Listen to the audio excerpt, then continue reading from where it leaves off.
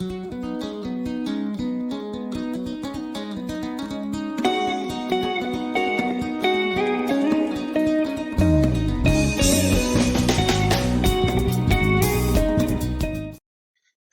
and welcome.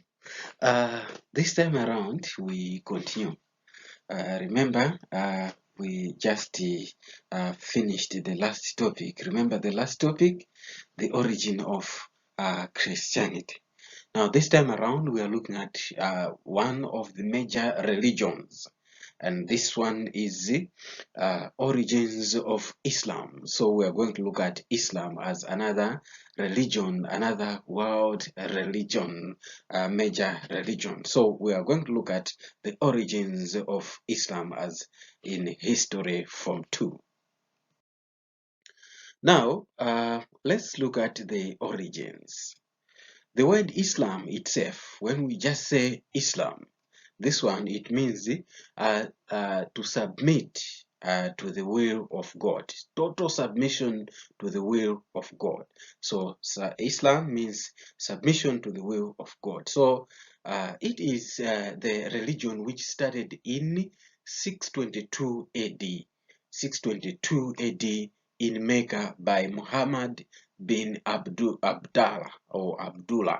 So it all started with Muhammad bin Abdullah in 622 in Mecca. Now, the believers of this religion are called Muslims. So believers of this religion, they are called Muslims. I hope we know the Muslims. We have ever seen the people who believe in the followers of this Islam. Maybe we are or you are one of them. So they are the Muslims, they are the people who voluntarily submit to the will of God. So the will of God is for you to submit to it freely. So those who submit freely to the will of God are called the Muslims. So Islamic holy book, they have the holy book or the scriptures. It's called the Quran or Quran. So, and God is known as Allah. So their sacred place of worship, the place where as Christians we say they go to church, but Muslims, they go to the mosque. They go to the mosque. So this Islam, it started in Palestine alongside Christianity and Judaism. So when Christianity was there, Judaism was there, Islam started alongside it. So we are saying that Islam started alongside Christianity and Judaism. That is to say, they existed at the same time. So these religions, they existed at the same time. So the three are interlinked. That is, they interlink. They are connected, and all worship. All worship one God. They all worship one God. That is to say, Judaism, they worship one God. When we talk of Christianity, it also about one God, and Islam also, it's about one God. Although they have different names. So the founder of this one has already pointed out. We have said that it was founded by Muhammad. So Muhammad, it means an honest person to be praised. An honest person to be praised. So let's look at the founder, just as we did with Christianity. We looked at the founder. We said the founder was Jesus Christ, and we looked at the life of Jesus Christ, where he was born, his mother, and how he was educated and how he grew up. We looked at those things. But here again, it is also necessary for us to look at the life of Muhammad. So shortly after the Roman Emperor Justinian's death, that is in 565, an event took place which affected the whole world. So we are saying that Justinian died in 565, but Muhammad was born around 570 on 20th August, 570. So that's why we're saying that soon after the death of Justinian, then there was the birth of Muhammad, and the birth of Muhammad, it is an event that changed the world later. So he was born in Mecca. Now he was a son of Abdallah. Abdallah means the slave of Allah, slave of Allah, and that was Abdallah was his father, and his mother was Amina. So his father Abdallah died before his birth, and Amina died while he was 6 years old. So he grew up an orphan. His father died before he was born, and his mother died when Muhammad was only 6 years old. So he was brought up by his grandfather. So his grandfather was called Abdul Muttalib. But later on, after the death of the grandfather, then he was brought up by his uncle Abu Talib. So at 25 years old, he married Khadija. Khadija was 40 years, and Muhammad by then was 25. So Khadija was a very, very rich woman. So Muhammad managed Khadija's business transactions and frequently traveled on caravans to Syria. So he was managing the business of Khadija. So Khadija became his wife, but Khadija was a little bit older than himself. So Muhammad was not happy with the way of life of the people in Arabia. So he was not happy with how people were doing most of their things. So most of the Arabs, they worshipped a variety of pagan gods. They were worshipping the pagan gods. And the city of Mecca was the center of the worship of the pagan gods. So he was not happy. He was not happy to see the people of Mecca worshipping the pagan gods. So at the age of 40, when he was 40 years, then he used to retreat to a cave of Hira. So Muhammad was going to a certain cave known as Hira.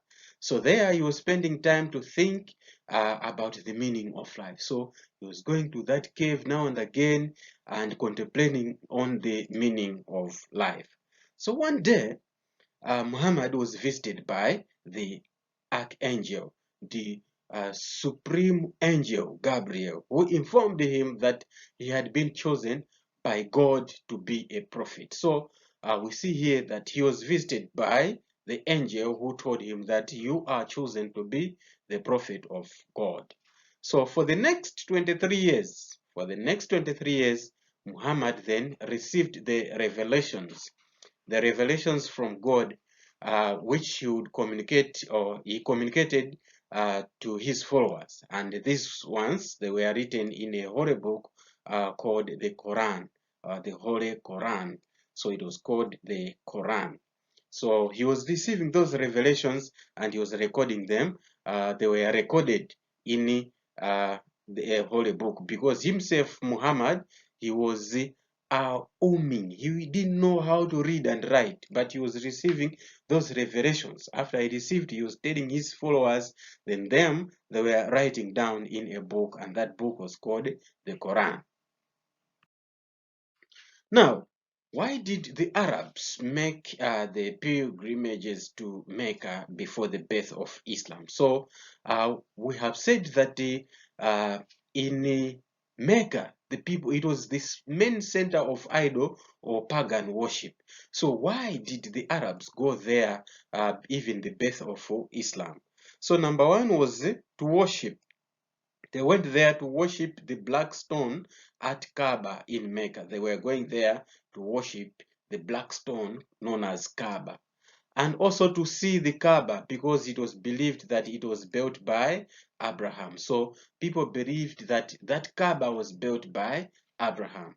And also to consult the gods at Kaaba to get the fortunes. So they were going there for idol worship there, to consult the fortunes at Kaaba there. So those were the reasons why they were going to Mecca. So we have just mentioned of Mecca here. they were going to worship the black stone known as Kaaba. So the Kaaba is this one.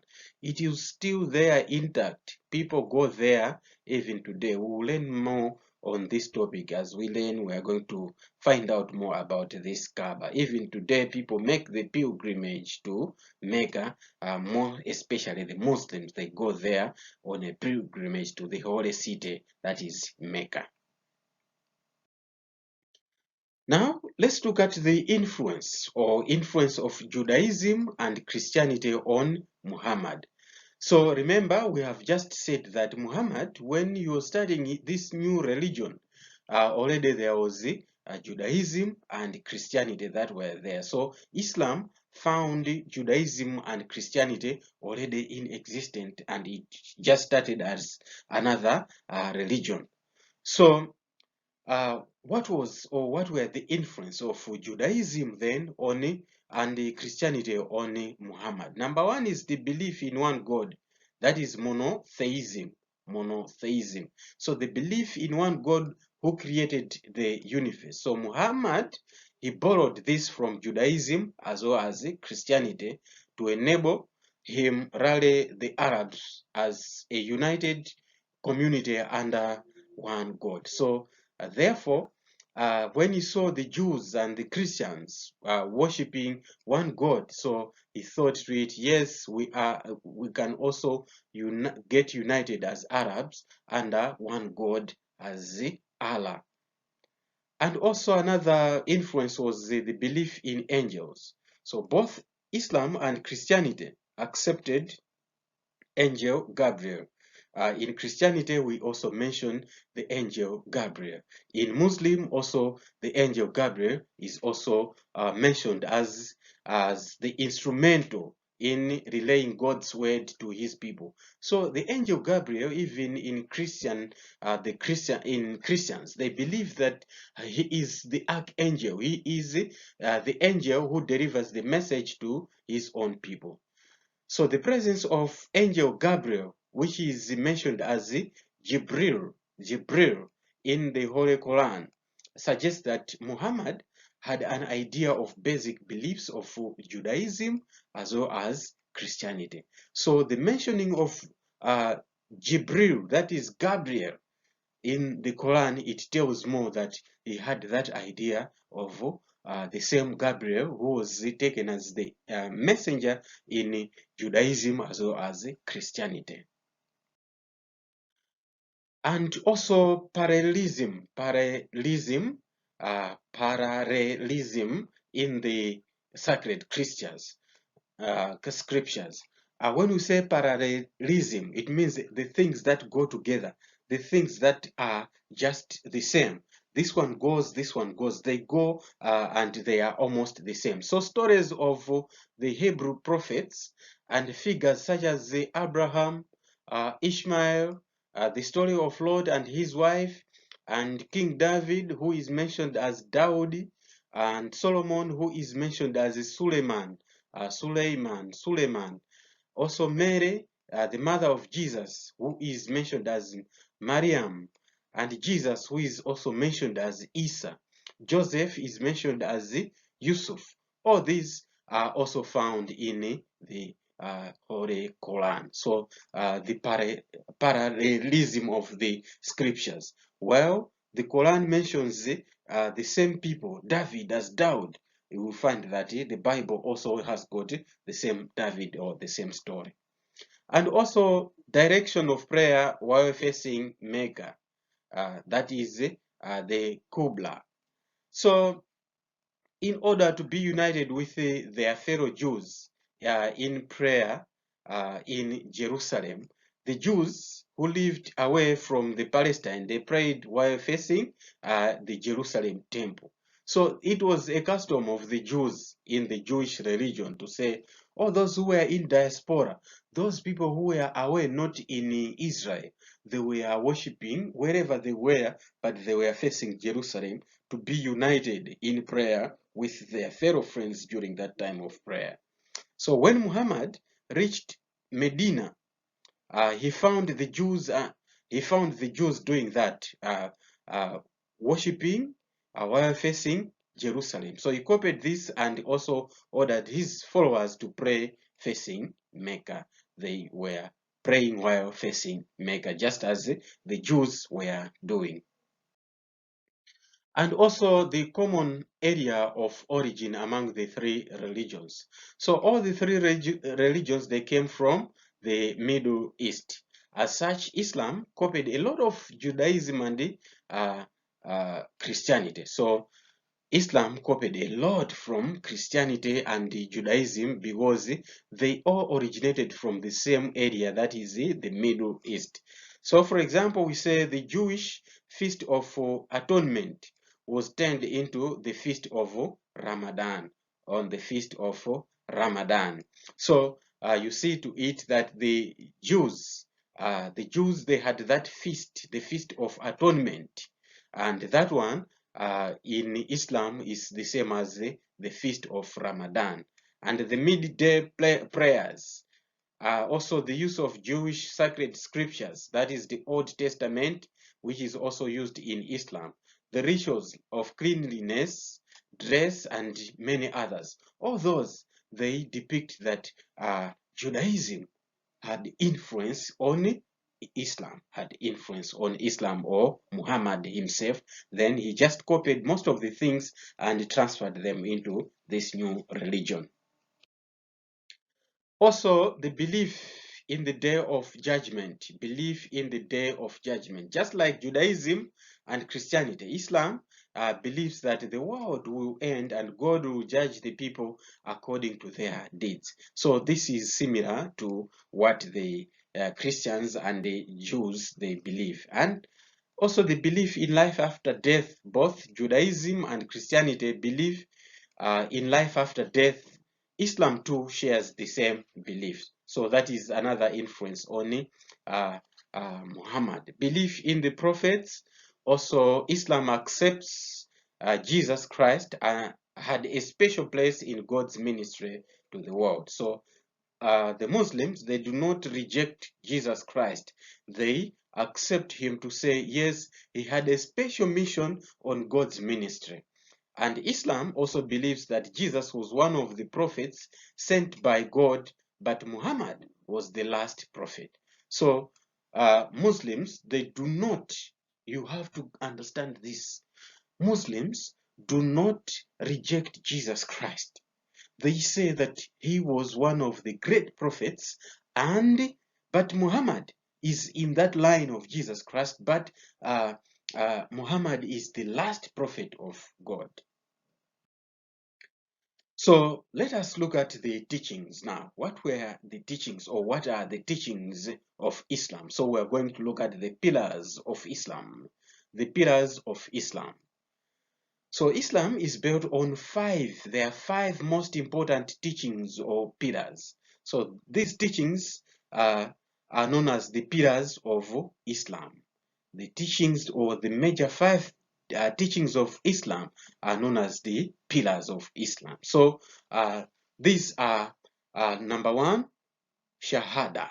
Shahada is one pillar, the first pillar. So the Muslims, on this pillar or teaching, it teaches that Muslims must testify that there is one God. There is one God, Allah, and Muhammad is his last messenger. So the Shahada teaches that Muslims must believe or testify to the world that there is one God, Allah, and that Muhammad is the last, or his last messenger. And the second pillar of Islam is it teaches that Muslims must pray 5 times a day while facing the direction of Mecca. So prayer is also emphasized a lot in Islam. A life of prayer is taught much in Islam. Also, another pillar, the third pillar, is zakat. So it teaches that well-to-do Muslims must give alms to the poor. So well-to-do must give alms to the poor. So gift it teaches about giving, a spirit of giving, especially to the poor. And also it teaches about song or sound. It is pronounced as sound. So it teaches that Muslims must observe the month of Ramadan. That is the 9th month of the Muslim calendar. So as a holy month of fasting. So it teaches the sound or the song. It teaches that Muslims must fast during the whole month, that holy month, the 9th month of the Muslim calendar, which is called the month of Ramadan, the month of Ramadan. So during this month, eating, drinking, copulation from sunrise and sunset is prohibited. So people should not eat, people should not drink. Those who are married, they are not supposed to stay together. That is copulation.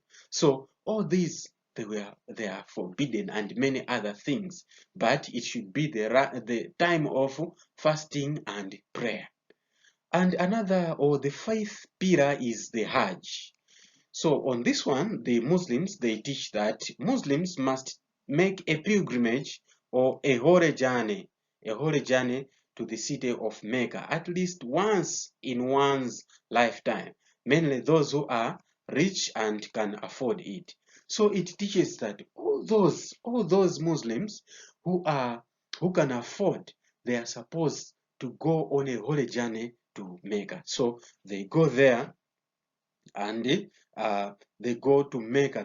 They go and they visit the Kaaba. Remember the Kaaba? We have just seen the Kaaba there. So they go there, worship there, going round, going round, going round. When they come back, they are the people who are known, or who are called Al-Hajj. They add Al-Hajj to their name. If you have ever heard someone say Al-Hajj so-so, Al-Hajj so-so, just know that this one, he once went to Mecca. He visited Mecca. Then once you come back from there, you become Al-Hajj so-so. Yeah. So you become, you change, or you add Al-Hajj to your name. Now, let's look at the basic beliefs of Islam. The basic beliefs of Islam. Number one is the belief in one God. The belief in one God. So Muslims, they believe that there is one God who is called Allah, and who is the creator of the whole universe. So they believe in the existence of God, Allah, the creator of the universe. Another belief is the belief in his angels, the belief in God's angels. So Muslims, they believe that angels are made of light and that they are created to carry out God's orders. So they also, or Islam also teaches about the existence of angels who carry out God's orders. And these angels include Jibril. Remember Jibril? That is Gabriel. And this one is the mediator of revelations. Everything that God wants to reveal to his people, it is done by or through Jibril, that is Gabriel. And there is Mika. There is Mika, the sustainer, someone who makes things go on. And there is also Islafik. This one is the announcer of the last day. That is Islafik. And also Isra. Isra is another angel, one who takes souls at the time of death. So they believe that the souls are taken by God. So the one who takes that one is Isra.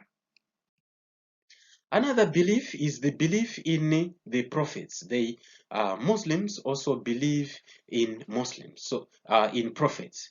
So they believe that God sent his messengers to communicate his will to his people. So the Quran mentions 25 by name, and Muhammad is believed to be the last. So the Holy Book, the Quran, it mentions about 25 prophets, and the last one is is Muhammad. Another belief of Islam is the belief in life after death.